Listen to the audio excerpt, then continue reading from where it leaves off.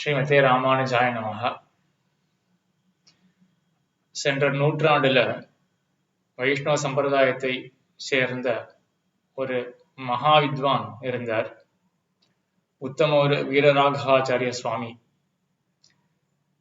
அவர் எத்தகைய வித்வான் என்றால், அத்வைத மடாதிபதி சந்திரசேகர சரஸ்வதிகள் என்று இருந்தவர்.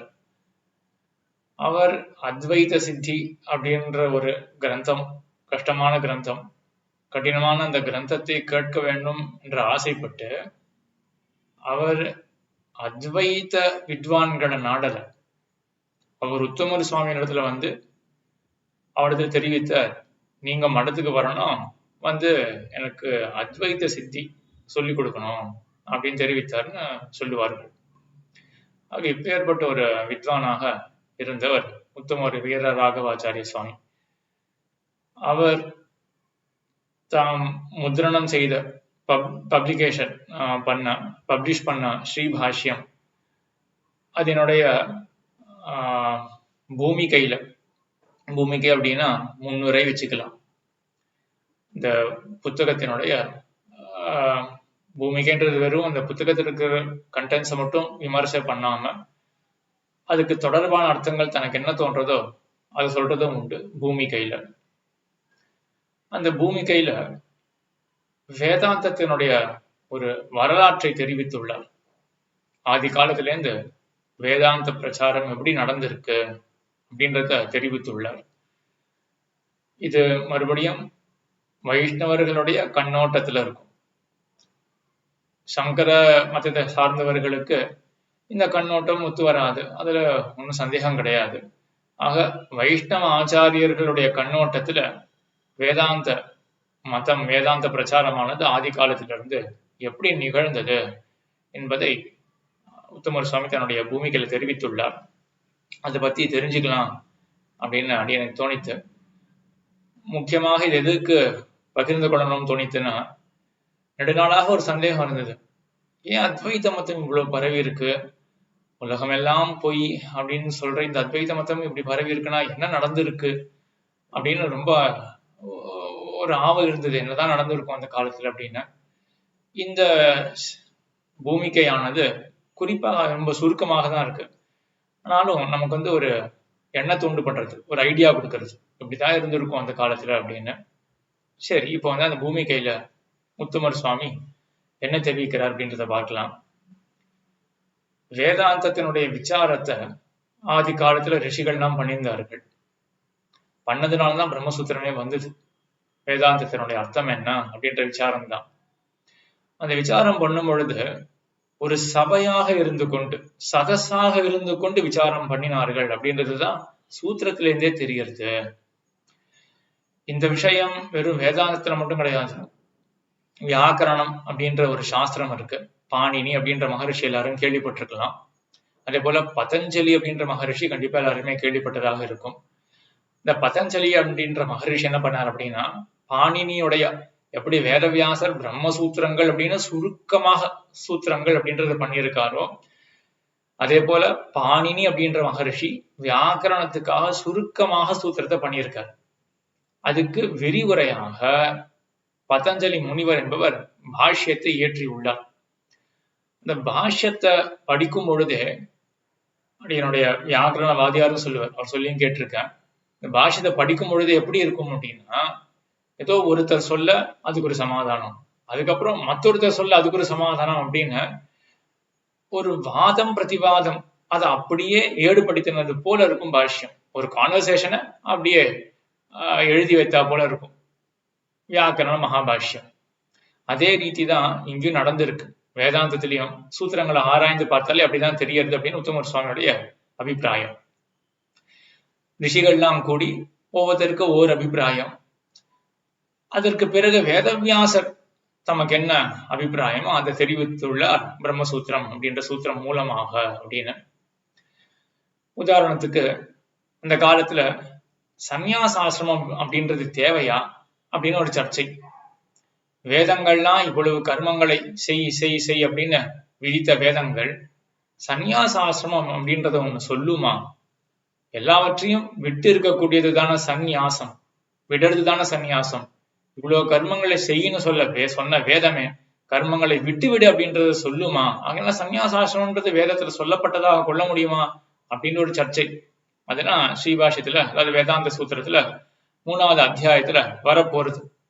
அதே போல மற்றொரு இடத்துல முதல் அத்தியாயத்திலேயே வாக்கியான்வயாதிகரணம் அப்படின்ற ஒரு இடத்துல 3 ரிஷிகளுடைய பெயரை வேதவியாசரே குறிப்பிட்டுள்ளார். அதை வச்சுட்டே தெரிஞ்சுக்கலாம், இதெல்லாம் ஒரு சர்ச்சையாக தான் நடந்திருக்கு. ஒவ்வொரு ரிஷி ஒவ்வொரு தன்னுடைய ஒரு அபிப்பிராயத்தை சொல்ல எல்லாம் ஈடுபடுத்தப்பட்டது அப்படின்னு தெரிஞ்சுக்கலாம். பிருஹதாரண்யக உபநிஷத்துல ஒரு இடத்துல பரமாத்மாவை பத்தி சொல்லிட்டு வருது, கூட ஜீவாத்மாவை பத்தி சொல்றது நடுவே. அங்க சந்தேகம் வருது, பரமாத்மா பத்தி சொல்லக்கூடிய அந்த கட்டத்துல ஜீவாத்மா பத்தி எதுக்காக சொல்லணும் அப்படின்னு ஒரு விசாரம் வர, அப்பொழுது ஆஷ்மரத்தியர் அப்படின்ற முனிவர் என்ன சொல்றாரு அப்படின்னா, பரமாத்மா ஜீவாத்மா 2 ஒண்ணு தானே. பரமாத்மா பிரளய காலத்துல ஒன்றாக இருந்தான். அந்த பரமாத்மாவினிடத்திலிருந்து ஜீவாத்மா உருவாச்சு. எப்படி மண்ணிலிருந்து குடமானது உருவாகுமோ, மண்ணும் குடமும் ஒண்ணுதானே. அதே போல பரமாத்மா இடத்துல இருந்து ஜீவாத்மா உருவாருது. லய காலத்துல மறுபடியும் பரமாத்மா இடத்துல போய் சேர்ந்துடும். பரமாத்மா ஜீவாத்மா 2 ஒண்ணுதானே. ஆகையினால பரமாத்மா சொல்ற கட்டத்துல அந்த பகுதியில ஜீவாத்மா சொன்னா என்ன தவறு அப்படின்னு சொன்னார் ஆஷ்மரத்தியர் அப்படின்ற முனிவர். அதுக்கு பிறகு ஔடுலோமி அப்படின்ற முனிவர் இந்த பட்சத்தை ஒத்துக்கல. அவர் என்ன கேட்டார் அப்படின்னா, இந்த மாதிரி பட்சம் இருந்ததுன்னா அப்போ ஒவ்வொரு சிருஷ்டி காலத்திலையும் ஜீவாத்மா புதுசா உண்டாருது, பிரளய காலத்துல அழிஞ்சு போறது அப்படின்னு ஆயிடுமே. ஆனா சாஸ்திரம் என்ன சொல்றது, ஜாயத்தே மிரியத்தேவா விபஷ்டித்து அப்படின்னு சொல்றது சாஸ்திரம். ஜீவாத்மாவானவன் ஒரு பொழுதும் பிறக்க மாட்டான், இறக்க மாட்டான், அவன் நித்தியம் அப்படின்னு சொல்றது. ஆக அந்த வாக்கியமானது தட்டுப்பட்டு போய்விடும் இல்லையா. ஆகையினால இந்த பட்சம் சரியல்ல. சரி, அப்ப நீர் சொல்லுமே, ஏன் பரமாத்மாவை சொல்ற இடத்துல ஜீவாத்மாவை சொல்லணும்? எப்படி பரமாத்மாவும் ஜீவாத்மாவும் ஒண்ணு எடுத்துக்க முடியுமா அப்படின்னா எடுத்துக்க முடியும் அப்படின்னு சொல்ற இந்த 2வது முனிவரான ஔடுலோமி அப்படின்ற முனிவர். அவர் என்ன சொல்றாரு அப்படின்னா, சம்சார தசையில ஜீவாத்மா தனிதான். ஆனா சம்சாரத்துல இருந்து விடுபெற்ற பிறகு மோட்ச தசையில அவன் பரமாத்மாவோட ஒண்ணு சேர்ந்துடுவான் இல்லையா. ஆகினால பரமாத்மா ஜீவாத்மா ஒண்ணு அப்படின்னு இருக்கிறபடியினால பரமாத்மாவை சொல்ற இடத்துல ஜீவாத்மா சொல்றது தப்பில்லையே அப்படின்னு சொல்ல போக, அதற்கு பிறகு காஷி கிருஷ்ணர் அப்படின்ற முனிவர் வந்து, அது எப்படி பரமாத்மா ஜீவாத்மா மோட்சம் அடைகிற தசையில ஒண்ணு அப்படின்னு சொல்ல முடியும்? ஏன்னா சாஸ்திரங்கள்லாம் என்ன சொல்றது, அவன் தனி இவன் தனி அப்படின்னு தானே சொல்றது. ஆகையினால 2 பேரும் ஒண்ணுன்னு சொல்றதுக்கு வழியே கிடையாது. சரி, அப்படி இருந்தா தேவர் சொல்லுமே, என்ன தேவருடைய அபிப்பிராயம் அப்படின்னு கேட்க, அப்ப காஷி கிருஷ்ணர் சொல்றார், இங்க ஏன் பரமாத்மாவை சொல்ற இடத்துல ஜீவாத்மா சொல்லப்படுறாங்க என்றால், ஜீவாத்மா பரமாத்மா ஒண்ணு அப்படின்ற அந்த கூற்றுக்கு என்ன அபிப்பிராயம் என்றால், ஜீவாத்மாவுக்குள்ள உள்ளுரையாக பரமாத்மா இருக்கானா, அவனன்ட்டு ஜீவாத்மா இருக்கவே முடியாதா. ஆகையினால ஜீவாத்மா பரமாத்மா ஒன்று என்று சொல்லப்படுகின்றன என்று இப்படி 3 பட்சங்கள் வேதவியாசர் தெரிவித்த. அப்புறம் கடைசியில தான் ஒரு பட்சம் சொல்றேன் அப்படின்ற மாதிரிலாம் சொல்லல. அங்க எம்பெருமானார் என்ன காட்டுறாரு அப்படின்னா, இந்த கடைசியா சொன்ன முனிவர் காஷி கிருஷ்ணர் இருக்காரு இல்லையா, இவர் சொன்னதுதான் வேதவியாசருக்கு அபிமத்தமான. ஆகையினால அப்படியே விட்டுட்டார். ஆக என்ன தெரியுதுன்னா, அந்த காலத்துல ஒரு சர்ச்சை பண்ணியிருக்கா, ஒரு விசாரம் பண்ணியிருக்கா, ஒரு முனிவர் ஒரு அபிப்பிராயத்தை சொல்ல இந்த மாதிரி ஈடுபடுத்தப்பட்டது. இந்த வாக்கியான்வயாதிகரண விஷயத்திலேயே உற்று நோக்கினோமே என்றால் என்ன தெரியும் அப்படின்னா, இப்ப ஜீவாத்மா பரமாத்மா ஒன்று அப்படின்ற ஒரு தத்துவமானது அங்கங்க வேதாந்தத்துல சொல்லப்பட்டிருக்கு. இதை எப்படி புரிஞ்சுக்கிறது அப்படின்னு பல ரிஷிகளுக்கு நடுவுல மத பேதங்கள் இருந்திருக்கு. அதுல ஒரு ரிஷி என்ன பண்ணியிருக்கார், மோட்சம் போகும்போது ஜீவாத்மா பரமாத்மாவாகவே ஆயிடும் அப்படின்னு சொல்லியிருக்காரு இல்லையா. இன்னொரு ரிஷி என்ன பண்ணாரு அப்படின்னா, முன்னாடி பரமாத்மாவும் ஜீவாத்மா ஒன்னாக இருந்தது, இப்ப இந்த சிருஷ்டி காலம் வந்த வரைதானே பிரிஞ்சிருக்கு. ஆக இப்படிலாம் மதங்கள் இருக்கிறதுனால அப்ப ஜீவனும் பரமனும் ஏதோ விதத்துல ஒன்று அப்படின்ற சொல்ற மதமானது இன்னைக்கு புதுசா சங்கராச்சாரியர் உருவாக்கினார் அப்படின்றது கூட கிடையாது. அந்த ஆதி காலத்திலேயே ரிஷிகள் மத்தியத்துல கூட இந்த மாதிரி பட்சங்கள்லாம் இருந்திருக்கின்றன. அதற்கப்புறம் ரிஷிகளுக்கு காலத்துக்கு பிறகு ஆச்சாரியர்கள், வெறும் நம்ம வைஷ்ணவ ஆச்சாரியர்கள் அப்படின்னு வச்சுக்க வேண்டாம், மற்ற ஆச்சாரியர்கள் பாஸ்கராச்சாரியர் சங்கராச்சாரியர் அப்படின்னு அந்த ஆச்சாரியர்களுடைய காலத்துல ரிஷிகளுடைய அவருடைய கருத்துக்கள், அதுக்கு வியாக்கியானங்கள் அதுவும் பல அமைந்தன. அந்த காலத்திலேயே பிரம்மநந்தி அப்படின்றவர் வாக்கியம் அப்படின்னு ஒண்ணு பண்ணியிருக்கார். சாந்தோகி உபநிஷத்துக்கு வியாக்கியானமாக வாக்கியம் அப்படின்னு பண்ணியிருக்கார். அதுக்கு திரமிடாச்சாரியர் அப்படின்றவர் ஒரு பாஷ்யம் பண்ணியிருக்கார், திரமிட பாஷ்யம். அதுக்கு வாமன டீகா அப்படின்னு, வாமனர் அப்படின்ற பெயரை கொண்ட ஒருத்தர் டீகா, அதுக்கும் ஒரு வியாக்கியானம் பண்ணியிருக்கார் அப்படின்னு. இவர்கள் எல்லாமே வைஷ்ணவ ஆச்சாரியர்கள். அதே போல பிரம்மதத்தர் அப்படின்னு ஒருத்தர் வந்தார். அவர் என்ன பண்ணாரு அப்படின்னா, முன்னாடி இந்த ஔடுலோமி அப்படின்ற ஒரு ரிஷியை பத்தி பார்த்தோம் இல்லையா, இந்த தசையில ஜீவாத்மா சம்சார தசையில தனியாக தான் இருப்பான், மோட்ச தசையில பரமாத்மாவாகவே ஆயிடுவான் அப்படின்ற பட்சம் இருக்கு இல்லையா, அந்த பட்சத்துக்கு சேரலாம் வியாக்கியானம் பண்ணியிருக்கார் பிரம்மதத்தர் அப்படின்றவர். இப்படி வருகையில் சங்கராச்சாரியருடைய காலம் வந்தது. அந்த காலத்துல என்னாச்சுன்னா, வைஷ்ணவ பரமாக வேதவியாசருடைய என்ன மதமோ அது பரமாக இருந்த வியாக்கியானங்கள் பல ஏற்பட்டிருந்தன. அந்த காலத்திலேயே மகான்களாலே இயற்றப்பட்டிருந்தன. ஆனா கால அடைவில் என்னாச்சுன்னா, அதெல்லாம் பிரச்சாரம் அடையல, அது தொலைஞ்சு போயிடுத்து, ஏதாவது ஒரே ஒரு பிரதி மட்டும் இருக்கும் அப்படின்ற ஒரு காலமாக இருந்தது. ஆக சங்கரருக்கு எல்லா கிரந்தங்களும் கிடைக்கல. அவர் பார்க்கிறார் வேதாந்த வாக்கியத்தை, ஜீவாத்மா பரமாத்மா ஒண்ணு அப்படின்னு இருக்கு, இது எப்படி ஒட்ட வைக்கிறது அப்படின்னு யோசிச்ச சங்கரர், அந்த சங்கரருடைய ஆச்சாரியர் கௌடபாதர் அப்படின்றவர், அவர் என்ன பண்ணாருன்னா, இந்த உலகமே பொய் அப்படின்ற ஒரு நினைவோட தான் அவர் இருந்தார், கௌடபாதர். ஆக அந்த மதத்தை சார்ந்து சங்கரர் என்ன பண்ணார் அப்படின்னா, சரி அப்ப இதை கொண்டு எல்லாத்தையும் ஒட்ட வச்சிடலாமே அப்படின்னு, உலகமே போய் பிரம்மம் மட்டும்தான் உண்மை, உண்மையாகவே ஜீவாத்மான்றது தனித்த ஒரு தத்துவம் கிடையாது, எல்லாமே பிரம்மம் தான், நமக்கு நாம் தனியாக புரிஞ்சுக்கிறது எல்லாமே பிரம்மம் தான் அப்படின்னு தன்னுடைய மதத்தை சங்கரர் அங்க உறுதி செய்து கொண்டார். ஆக என்ன தெரியறதுன்னா, சங்கரருக்கு அந்த காலத்துல இந்த விசேஷமான கிரந்தங்கள் கிடைக்காதபடியினால அவர் இந்த மாதிரி தன்னுடைய மதத்தை கொண்டு வந்தார். ஆகையினாலதான் நம்ம சம்பிரதாயத்து பெரியவர்கள்லாம் சொல்லுவார்கள், சங்கரருடைய பாஷ்யத்தினுடைய ஆரம்பத்துல எப்படி இருக்குன்னா, பிரம்மம் சத்தியம் ஜெகன் மித்யா இது வேதாந்த டிண்டிமஹா, டிண்டிமானஹா அந்த டமரு போல ஒரு ஓசை எழுப்பக்கூடிய ஒரு கருவி, அதுக்கு டிண்டிமஹான வேதாந்தம் அப்படின்ற அந்த ஓசை போடுற கருவி இருக்கு. அது என்ன ஓசையை போடுறது என்றால், பிரம்மம் மட்டும்தான் உண்மை, ஜெகத்தானது பொய் அப்படின்ற ஓசையை தான் எழுப்புறது வேதாந்தம், அதை நான் ஸ்தாபிக்கின்றேன் அப்படின்னு தன்னுடைய கருத்தை வேதாந்தமானது வெளியிடுறது என்று போல சங்கரர் தன்னுடைய பாஷ்யத்தை ஆரம்பிக்கிறார் அப்படின்னு நம்ம ஆச்சாரியர்கள்லாம் சொல்லுவார்கள். ஆக அவருக்கு இந்த வாக்கியங்கள்லாம் எப்படி ஒட்ட வைக்கிறது அப்படின்ற ஒரு எண்ணம் எட, அப்பொழுது மற்ற கம்சங்கள்லாம் கிடைக்காமல் போக அவர் இப்படி பண்ணார் அப்படின்னு. இது மறுபடியும் ஒரு வைஷ்ணவ ஆச்சாரியர் உத்தமர் சுவாமின்றவர் ரொம்ப பெரியவர், அவர் சொல்லி நம்ம அதை எப்படி எடுத்துக்கிறோம். இதை கண்டிப்பா சங்கராச்சாரியர்களுடைய மதத்தை சேர்ந்தவர்கள் ஒத்துக்க போறது கிடையாது. ஒவ்வொருத்தருடைய கண்ணோட்டம் ஒவ்வொரு விதமாக இருக்க போறது, நம்ம கண்ணோட்டம் நம்ம தெரிஞ்சுக்கலாம், அதுக்காக இதை பகிர்ந்து கொள்றேன். ஆக இப்படி என்ன இருக்குன்னா, சங்கரருடைய மதம் அவர் இப்படிதான் ஸ்தாபித்தார். சரி, இந்த மதம் ஏன் பரவிற்று என்றால், அந்த காலத்துல கூட, சங்கரருடைய காலத்துல கூட வைஷ்ணவாச்சாரியர்கள்லாம் இருந்திருக்கார்கள்.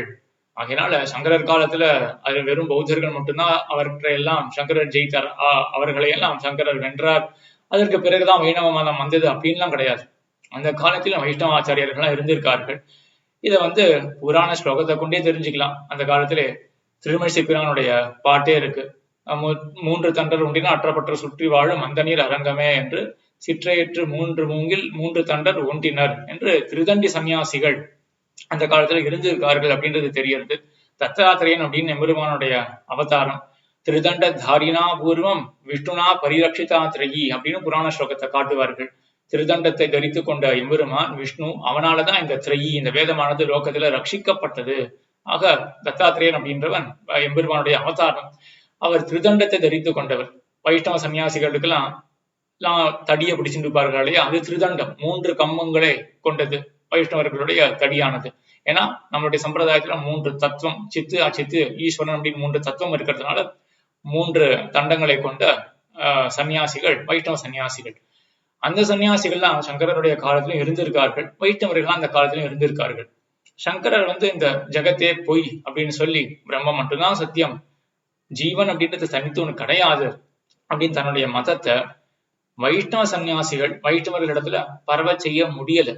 ஏன்னா இவர்கள் ஏற்கவே தங்களுடைய மதத்துல நல்ல ஒரு ஸ்திதியை பெற்று, நல்ல ஒரு ஸ்தாபனத்தை அடைந்து, அதுல உறுதியை பெற்று நல்லா யோசிச்சுதானே இத மதத்தை எடுத்திருக்கார்கள். ஆகையினால யோசிக்காதபடியினால புதுசா ஒருத்தர் சொல்றாரு, சரி அப்படி எடுத்துருவோமே அப்படின்னு எடுத்துக்க முடியாது இவர்களால. அதனால இவர்கள் என்ன பண்றார்கள்னா, சங்கரர் என்ன சொல்றார், அவர் தன்னுடைய கர்மத்தையே துறந்தவர். சந்நியாசம் அப்படின்றது என்னன்னா வெறும் ஞானம் மட்டும்தான், கர்மமே கிடையாது அப்படின்னு கர்மத்தை எல்லாம் துறந்தவர்.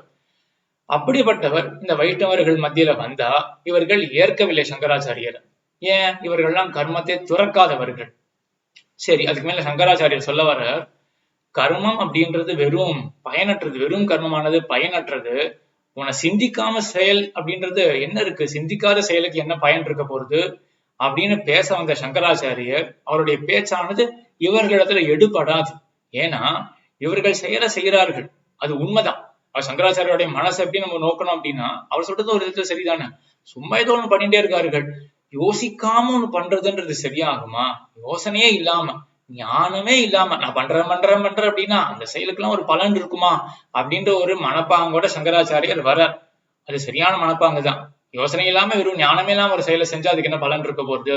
அந்த மனப்பாங்கோட இந்த வைஷ்ணவ அதிகாரிகளிடத்துல சங்கராச்சாரியர்களால் அந்த வாதத்தை ஜெயிக்க முடியல. அவர்கள் ஏற்றுக்கொள்ளவில்லை. ஏன் அப்படின்னா, இவர்கள் தான் வெறும் கர்மத்தை செய்யலையே, யோசனையுடன் ஞானத்துடன் கூடிதான கர்மத்தை அனுஷ்டானம் பண்றார்கள். ஆகையினால சங்கரருடைய வாதமானது இவர்களிடத்தில் செல்லவில்லை.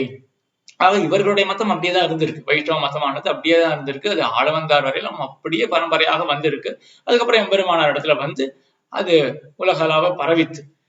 இப்படி இருக்க இப்ப சங்கராச்சாரியருடைய மதமானது சரி உலகாவ பரவித்துன்னு சொல்ல முடியாது. சங்கரருடைய மதம் தான் உலகளாக பரவி இருக்கு. அதுக்கு என்ன காரணம் என்றால், இப்ப சங்கரர் வந்து இந்த வைஷ்ணவ ஆச்சாரியர் இடத்துல தன்னுடைய மதத்தை செலுத்த முடியல இல்லையா? என்ன பண்ணார் சங்கராச்சாரியர்? வடக்கே போனார். வடக்குல பாட்ட மதம் அப்படின்ற மதத்தை தழுவினவர்கள் பூர்வ மீமாம்சகர்கள். அவர்கள் என்ன சொல்லுவார்கள் என்றால், வெறும் கர்மம் தானே படத்தை கொடுக்கறது, எதுக்கு தேவதை அப்படின்றத நம்ம ஒத்துக்கணும், பிரம்மம் அப்படின்றதெல்லாம் எதுக்காக ஒத்துக்கணும்? கர்மம் செய்யறோம், அதனால பலன். இப்ப கர்மத்தை செஞ்சு பலன் இல்லைன்னு யார் சொல்ல முடியும்? ஒரு கர்ஷகன் இருக்கான், ஒரு விவசாயி இருக்கான். அவன் என்ன பண்றான்? அவன் உழறான், விதைக்கிறான், தண்ணீர் பாய்ச்சறான், அறுவடை செய்யறான், சாப்பிடுறான். அப்ப வெறும் கர்மத்தினாலே பலன் ஏற்படுறது. ஆக எதுக்கு கர்மத்தை நம்ம தவிர்க்கணும்? சன்னியாசமா எதற்கு அப்படின்ற ஒரு கோட்பாடோடு இருந்தார்கள் அந்த பூர்வ மீமாம்சகர்கள். அவர்களிடத்துல சங்கராச்சாரியர் போயிட்டு இப்ப அவர்களிடத்துல ஞானத்துக்கு ஒரு முக்கியத்துவம் கொடுக்கல இல்லையா? அவர்களிடத்த தன்னுடைய வாரத்தை வைக்க அவர்களுக்கு அந்த ஞானம் அப்படின்ற அம்சமே புதுசா இருக்கா? ஆகினால பரவாயில்லையே, இது புதுசா இருக்கே, இதான் சரியா இருக்குமோ அப்படின்ற எண்ணத்தோட அவர்கள் இந்த மதத்தை தழுவினார்கள். ஆக இந்த பூர்வ மீமாம்சகர்கள் தான் அந்த காலத்துல அந்த வடக்கு இந்தியா பூரா இருந்தவர்கள். அவர்கள் சங்கரருடைய மதத்தை தழுவினபடினால மொத்தமும் சங்கராச்சாரியருடைய மதத்தை சார்ந்தவர்களாக ஆயிட்டார்கள், அந்த இடத்தை சார்ந்தவர்கள் என்று இப்படி பரவிற்று சங்கரருடைய மதம் என்று. சரி, மத்வாச்சாரியர் எப்படி வந்தார், என்ன ஆச்சு அப்படின்னா, அவர் சங்கராச்சாரியருடைய மதத்தை பார்க்கிறார். மத்வாச்சாரியருடைய காலம் என்னன்னா, எம்பெருமானார் காலம் 1017, 1017 இருந்து 1137. மத்வாச்சாரியர் வந்து 1200 சொச்சம், 1238 அது போல மத்வாச்சாரியருடைய தோற்றம். அவர் என்ன பண்ணாருன்னா, சங்கராச்சாரியருடைய மதத்தை பார்க்கிறார். பிரம்மம் மட்டும்தான் உண்மை, அந்த கடவுளுக்கு உருவம் கிடையாது, ஒரு நல்ல பண்பும் கிடையாது, ஒரு விதமான குணமும் கிடையாது, உலகமே போய் எப்படின்னு சொன்ன உடனே அவருக்கு இது ஏற்புடையதாகவே தெரியல. இந்த சம்பிரதாயத்துல அந்த மதத்துல ஒரு வெறுப்பு வந்தது அவருக்கு. இந்த மதத்தை எப்படியாவது உடைக்க வேண்டும் அப்படின்னு பார்த்து அவர் தன்னுடைய அந்த ஒரு பிரதிபா அப்படின்னு சொல்லுவார்கள், தன்னுடைய புத்தி விசேஷம் இருக்கு இல்லையா, அந்த இன்டெலிஜென்ஸ், ஐக்கியூ, அதை பயன்படுத்தி ஒரு தனி மதத்தை ஆரம்பித்தார். அதான் துவைத்த மதம் அப்படின்ற மதம். இந்த துவைத்த ஆச்சாரியரான மத்வாச்சாரியர், அவர் வந்து ஆனந்த தீர்த்தர் அப்படின்னு அவருக்கு பெயர், மத்வாச்சாரியர் அப்படின்னு பிரசித்தி அவருக்கு. அந்த ஆனந்த தீர்த்தருக்கு எம்பெருமானார் பரவச் செய்த அந்த மதம் இருக்கு இல்லையா, முன்னாடி இருக்கக்கூடிய மதம், எம்பெருமானார் பரவச் செய்த அந்த மதம், அது அந்த கர்நாடக பிரதேசத்துக்கு போய் சேரல. மத்வாலுடைய இடமே துளு அப்படின்ற தேசம் தானே, கர்நாடகாவில் இருக்கக்கூடிய உடுப்பி பக்கத்துல இருக்கக்கூடிய தேசம். அந்த தேசத்தை போய் சேரல. இன்னைக்கு போல அங்க இன்டர்நெட்ல ஒண்ணும் கிடையாது. ஆகையினால அந்த டிஃப்யூஸ் ஆகுதுன்னு சொல்லுவா இல்லையா, அது எல்லா இடத்துலயும் போய் பரவுறது அப்படின்றது அது நடக்கல. அந்த காலத்துல அவ்வளவு சட்டுன்னு நடக்கல. மத்வாச்சாரியருக்கோ சங்கரனுடைய மதத்தை கண்டு ஒரே வெறுப்பு. அவருக்கு வந்து இந்த மாதிரி பிரம்மத்தை உண்மை இல்லாம உலகமே பொய் அப்படின்னு சொல்றது வந்து ஏற்புடையதாக இல்லை அப்படின்றதுனால அவர் ஒரு விபரீதமான ஒரு தன்னுடைய ஒரு ஐக்கிய பயன்படுத்தி எப்படியாவது இந்த மதத்தை கண்டனம் பண்ணணும் அப்படின்னு ஒரு அந்த உணர்ச்சியோட துவைத்த மதம் அப்படின்றத அவர் ஸ்தாபித்தார். இந்த மத்வாச்சாரியருடைய சிஷ்யர் தான் அக்ஷோபிய தீர்த்தர் அப்படின்றவர். இவர் வந்து வேதாந்த தேசிகனுடைய காலத்தை சேர்ந்தவர். வேதாந்த தேசிகனுடைய சரித்திரத்திலே பிரசித்தமான ஒரு அம்சம் இருக்கு. அக்ஷோபிய தீர்த்தர் யாரு? மத்வாச்சாரியருடைய சிஷ்யர். அதே போல வித்யாரண்ய முனி அப்படின்னு அத்வைத சன்னியாசி ஒருத்தர். அக்ஷோபிய தீர்த்தருக்கும் வித்யாரண்ய முனி அப்படின்றவருக்கும் வாக்குவாதம் ஏற்பட்டது, வாத பிரதிவாதம் ஏற்பட்டது. அதுல மத்தியஸ்தராக அத்தியக்ஷராக அதாவது ஜட்ஜாக வேதாந்த தேசிகன் தான் எழுந்தருளி இருந்தார். அவர் தான் தத்துவமசி அப்படின்ற சாந்தோகி உபனிஷத் வாக்கியத்துக்கு 2 பேர் அர்த்தம் சொல்றார்கள். யார் சொன்னது சரி அப்படின்னா கடைசியில அக்ஷோபி தீர்த்த சொன்னதுதான் சரி அப்படின்னு முடிவு பண்ணார் வேதாந்தாச்சாரியர் மத்தியஸ்தராக இருந்து கொண்டு. ஆக வேதாந்தாச்சாரியர் காலத்துல வந்தாச்சுன்னு தெரியுது. எம்பெருமானார் காலத்துக்கு பிறகுதான் மத்வாச்சாரியருடைய மதம். வேதாந்தாச்சாரியர் காலத்துல வந்தாச்சு மத்வாச்சாரியருடைய மதம் நல்லா ஓரளவுக்கு அவங்க பிரசித்தி பெற்றாச்சு அப்படின்றது தெரியறது. ஆனாலுமே கூட சுத்த பிரகாஷிகையிலையோ வேதாந்தாச்சாரியருடைய கிரந்தத்திலேயோ கூட அத்வைத மத கண்டனம் பரவலாக இருக்க ஒழிய மத்வ மத கண்டனமானது பரவலாக இல்லை. அதுக்கு என்ன காரணம் அப்படின்னா மறுபடியும் முன்னு சொன்னதுதான். எம்பெருமானாருடைய மதமானது நல்லா பரவ ஆரம்பிக்கும் பொழுது கூட அது மத்வாச்சாரியரை போய் சேராததுனாலதான் மத்வாச்சாரியர் இன்னொரு மதத்தை ஸ்தாபிக்க வேண்டியிருந்தது அத்வைத மத கண்டனத்துக்காக. அதே போலதான் இங்கேயும் என்ன ஆயிடுச்சுன்னா அந்த மத்வாச்சாரியருடைய மதத்தை ஸ்தாபிச்சிட்டார். அக்ஷோபி தீர்த்தர் அவருடைய சிஷ்யர் அந்த காலத்துல கொஞ்சம் பரவித்து. ஆனா கூட என்ன ஆச்சுன்னா அந்த துவைத்திகள் என்றவர் கரெக்டா என்னதான் சொல்றா அப்படின்றது அந்த அளவுக்கு பரவலாக அந்த காலத்துல இல்லாததுனால அதை கண்டனம் பண்ணி என்ன போறது என்னன்னு சரியா தெரியலையா அவர் சொல்றது என்ன அப்படின்னு. ஆனா அத்வைத்த மதம் அப்படி கிடையாது. அந்த காலையில நல்லா புரிஞ்சு போயிடுது. சங்கராச்சாரியர் என்ன சொன்னார், அவருடைய சிஷ்யர் வாசஸ்பதி மிஸ்ரர், நேர் சிஷ்யர் சுரேஸ்வரர் அப்படின்றவர், பிறகு வாசஸ்பதி மிஸ்ரர் அப்படின்றவர் அவர்லாம் என்ன சொன்னார் அப்படின்றது அந்த காலத்துல நல்லா தெரிஞ்சு போயிடுது. அதனால அதனுடைய கண்டனத்துல சுத்த பிரகாஷிகாச்சாரியரோ எம்பெருமானாரே அந்த கண்டனம் எல்லாம் பண்ணார். மாது விஷயத்துல அவ என்ன சொல்ற அப்படின்றது சரியா தெரிய வரலையாம். மத்வாச்சாரியருடைய சிஷ்யர் அக்ஷோபிய தீர்த்தர், அவருடைய சிஷ்யர் ஜெயதீர்த்தர், அவருடைய காலத்துலதான் மாத சம்பிரதாயமானது இன்னதுதான் அப்படின்னு தெரிய வந்தது. அதுக்கப்புறம் யாரும் கண்டனம் பண்ணல. ஏன்னா தேசிகனுடைய காலம் முடிஞ்சு போயிருத்து. அப்போ கண்டனம் ஒன்றும் தேசிகனும் சாதிக்கல, முற்பட்டவரான சுத்த பிரகாஷிகாச்சாரியன்னு சாதிக்கல. மற்றொரு காரணமும் தெரிவிக்கப்படுறது. இந்த துவைத்த மதம் அப்படின்றது விசிஷ்டாத்வைத மதத்தை ரொம்ப தழுவினதுதான். என்ன பெரிய வாசி இருக்கு அத்வைத்த மதத்தை போலையாது, அத்வைத்த மதத்துல உலகமே பொய் அப்படின்னு, அத்வைத்த மதம் பிரம்மத்துக்கு ஒண்ணுமே கிடையாது அப்படின்னு. துவைத்த மதத்துல அப்படியா, உலகம் உண்மை, பரதேவத்தை விஷ்ணு தான், பக்தியே ஒப்புக்கொள்றார்கள், ஜீவாத்மா வேற பரமாத்மா வேற, இவ்வளவு சொல்றார்கள். இப்படி இருக்கும் பொழுது அத்வைத மத கண்டனத்தை விட்டுட்டு இதுக்கு துவைத்த மத கண்டனம் பண்ணணும் அப்படின்ற எண்ணத்துடனும் யாரும் துவைத்த மத கண்டனத்தை அவ்வளவாக பண்ணவில்லை அப்படின்னு. இப்படிதான் இந்த வேதாந்தத்தினுடைய ஒரு வரலாறு தெரிவிக்கப்படுறது. இதற்கு மேல் இந்த காலத்து வரைக்கும் உத்தமர் சுவாமி தன்னுடைய கருத்துக்களை சிலது தெரிவிக்கிறார். இந்த காலத்துல கூட என்ன இருக்குன்னா வடக்கு பாரதத்திலேயே வைஷ்ணவ மதமானது பல்வேறாக பரவி இருக்கு. கௌடியா சம்பிரதாயம் அப்படின்னு இருக்கு, ஹரே கிருஷ்ணா இஸ்கான் அதுவும் கௌடியா சம்பிரதாயத்தை சேர்ந்ததுதான். சுவாமி நாராயணன் அப்படின்னு மற்றொரு சம்பிரதாயம் இருக்கு, ரமானந்தாச்சாரியர் அப்படின்னு நினைக்கிறேன் மற்றொரு சம்பிரதாயம் இருக்கு. இந்த சம்பிரதாயங்கள்லாம் என்ன எப்படி வந்தது என்றால் இது எல்லாமே ஒண்ணு பாஸ்கராச்சாரியர் அப்படின்னு அவரும் ஒரு வைஷ்ணவ ஆச்சாரியர் தான், அப்படி இல்லைன்னா எம்பெருமானார் ராமானுஜாச்சாரியர், இந்த 2 ஆச்சாரியர்களுடைய மதத்தை அடிப்படையாக கொண்டு வந்தவை. இந்த பாஸ்கராச்சாரியர் தான் பேதாபேதம் அப்படின்ற வாதத்தை பண்ணுவார். ஆனா அவரும் வைஷ்ணவர் தான். அந்த வைஷ்ணவ மதத்தை அவலம்பித்துதான், அதனால இந்த சைத்தன்ய மகாபிரபு அப்படின்னு கேள்விப்படுறான் இல்லையா, அவர்தான் பார்த்தா இந்த பேதாபேதவாதம் அப்படின்னு அடிக்கடி வரும். அதுக்கு காரணம் என்ன அப்படின்னா இந்த பாஸ்கராச்சாரியர் அப்படின்னு ஆதியில எம்பெருமானாருக்கு முன்பே ஆதியில ஒரு ஆச்சாரியர் இருந்தார், அவர் சொன்னதுதான், அவரும் வைஷ்ணவர் தான், அவர் பின்பற்றி வந்ததுனால அந்த வாதங்கள். ரமானந்தாச்சாரியர் அப்படின்னு இன்னைக்கு அயோத்தியால கூட ஒரு பெரிய ஒரு சம்ஸ்கிருத புலவர் ஒருத்தர் இருக்கார், அவர் அந்த மதத்தை சேர்ந்தவர் தான், ரமானந்தாச்சாரிய மதத்தை சேர்ந்தவர் தான். அவெல்லாம் இந்த திருமண் காப்பு இப்படிதான் எடுப்பான். அதனால எம்பெருமானார் என்ன திருமண் காப்போ அந்த மாதிரிதான் அவருடைய திருமண் காப்பாங்கெல்லாம் இருக்கும். ஆனா அதுக்குன்னு அவன் வைஷ்ணவா ஸ்ரீ வைஷ்ணவா கிடையாது. அவனா ரமானந்தாச்சாரியர் அப்படின்ற மதத்தை சார்ந்தவர்கள். ராமானுஜ மதத்தை அப்படியே தழுவினது. அதாவது அவன் சொல்றது என்னன்னா ராமன் தான் பரபிரமம் அப்படின்ற, எப்படி இஸ்கான் கண்ணன் தான் பரபிரமம் அப்படின்னு சொல்றார்களோ அது போல அங்க இருக்கக்கூடியவர்கள் ராமன் தான் பரபிரமம், இருந்துட்டு போட்டுமே, ராமனோ கண்ணனோ எல்லாம் எம்பெருமான் நாராயணன் தானே பரபிரமம். ஆகையினால இப்படிப்பட்ட வைஷ்ணவ மதங்களும் பரவி இருக்கு. ஆனா அவற்றுடைய ஸ்திதி என்ன அப்படின்னா ஸ்ரீ வைஷ்ணவ சம்பிரதாயத்தில் இருக்கிறது போல இவ்வளவு ஆழ்ந்த கிரந்தங்கள், சுத்த பிரகாஷிகை, வேதாந்தாச்சாரியோட கிரந்தங்கள், இது போல ஆழ்ந்த கிரந்தங்கள்லாம் அங்க கிடைக்க இருக்காது. பக்தி அப்படின்றத நோக்கத்தோடு இருக்குமே ஒழிய இது போல இந்த டெப்த் இருக்கு இல்லையா, இந்த ஆழம் அப்படின்றது கிடையாது, இவ்வளவு வேதாந்த விசாரம் அப்படின்றது கிடையாது. ஆனாலும் அவைகளும் வைஷ்ணவ மதங்கள் தான் என்று இவ்விதமாக ரிஷிகள் காலத்திலிருந்து இன்றளவுக்கும் இருக்கக்கூடிய சம்பிரதாயங்கள் எப்படி வந்தன, முக்கியமா சங்கரருடைய மதம் பரவினதுக்கு காரணம் என்ன அப்படின்றத இதுல சங்கரருடைய மதத்துல ஒரு சுவாரஸ்யமான ஒரு நிகழ்ச்சி, அதையும் சொல்லலாம் அப்படின்னு தோன்றது. சங்கரருடைய மதம் பரவினது பார்த்தோம் இல்லையா, என்ன பார்த்தோம், வடக்குல பூர்வ மீமாம்சகர்கள் அப்படின்னு இருந்தார்கள். கர்மம் மட்டுமே போதுமே, ஞானன்றது வேண்டாம் அப்படின்ற எண்ணத்தோட இருந்தார்கள். அவர்களிடத்துல சங்கரர் என்ன பண்ணார் அப்படின்னா, சுலபமா தன்னுடைய ஞானம் அப்படின்றத முன்ன கொண்டு அவர்களை வீழ்த்தி விட்டார். அவர்களை ஒரு ஆச்சரியம் அடைய செய்தார். ஞானத்தை பத்தி இவ்வளவு யோசிக்கவே இல்லையே நாங்களாம் அப்படின்ற ஒரு வியப்போட பார்க்கிறார் போல அவர் செய்தார் சங்கரர் அப்படின்னு.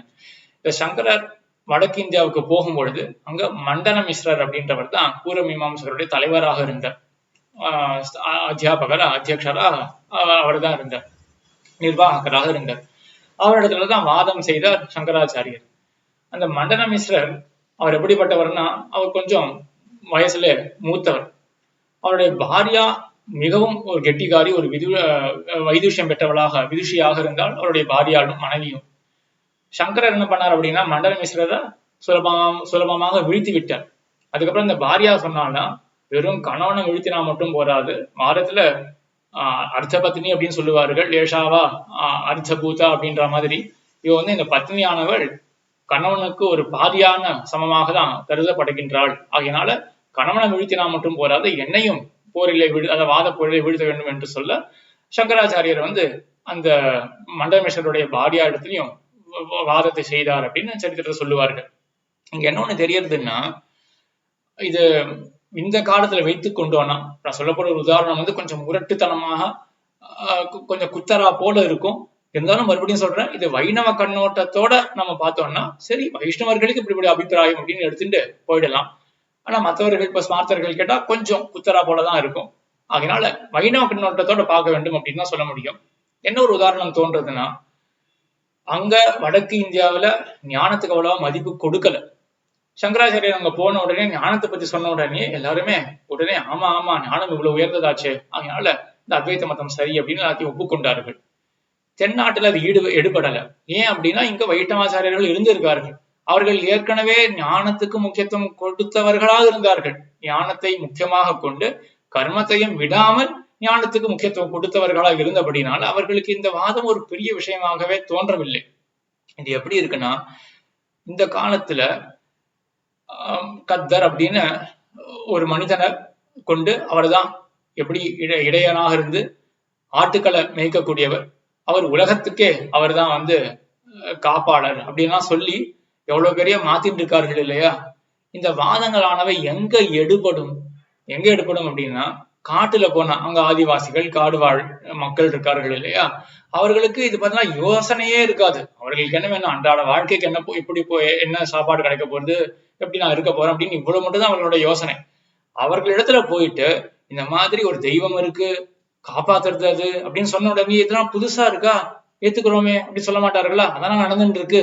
ஆனா இதே வாதமானது நகரவாசிகள் இடத்துல ஏற்கனவே ஒரு சம்பிரதாயத்துல நிலை பெற்றவர்கள், அவர்களிடத்துல இந்த வாதமானது வந்ததுன்னா அவர்கள்லாம் ஏறெடுத்து பார்ப்பார்களா? பதிலுக்கு 1000 கேள்வி கேட்பார்கள். அந்த பிரதி கேள்விகளுக்கு பதில் சொல்ல முடியாம திகைப்பார்கள். யாரு? இந்த மிஷனரிஸ் எல்லாம் இருக்கார்கள் இல்லையா, மத மாற்றம் செய்யக்கூடியவர்கள். பிரதி கேள்விகள் கேட்டா பதில் சொல்ல தெரியாமல் திகைப்பார்கள். இதே போல நிலைதான் அங்க நடந்திருக்கு அந்த காலத்துல. மீமாம்சகர்கள்லாம் இந்த ஞானம் அப்படின்றத பத்தி யோசிக்காதபடினால சங்கரர் அங்க போன உடனே இதை பத்தி சொன்ன உடனே திகைத்து போய் எல்லாரும் ஒப்புக்கொண்டார்கள். இந்த இடத்துல வைஷ்ணவாச்சாரியர்கள்லாம் ஏற்கனவே நல்லா ஆராய்ந்து இருக்கிறபடினால இதை ஒப்புக்கொள்ளவில்லை அப்படின்னு. இது போலதான் முத்துமூர் சுவாமியுடைய அபிப்பிராயம். அவர் ஒரு பெரிய வித்வான், அவரை ஆதாரமாக கூட நான் சொல்றேனே ஒழிய இது கொஞ்சம் இண்டிவிஜுவலா சொன்னானா கொஞ்சம் ரொம்ப அதிகப்படியா சொல்றா போலதான் தெரியும். ஒரு வித்வானுடைய அபிப்பிராயத்தை தெரிவித்தேன் அவ்வளவுதான் அப்படின்றது. அதுவும் அது வைணவ கண்ணோட்டத்தோட என்றுதான் நாம் கொள்ள வேண்டும். ஆக இப்படி ஒருவாறாக ஒரு கால் யாருக்காவது நாளைக்கு எப்படி சங்கரருடைய மதம் பரவித்து மதுவ மதம் என்ன ஸ்திதியில இருந்தது அப்படின்லாம் யாருக்காவது சந்தேகம் வந்ததுன்னா, கிரந்தத்தில் இருக்கக்கூடியது உத்தமர் சுவாமி அவருடைய அபிப்பிராயத்தை நாம் தெரிஞ்சு கொண்டோம்.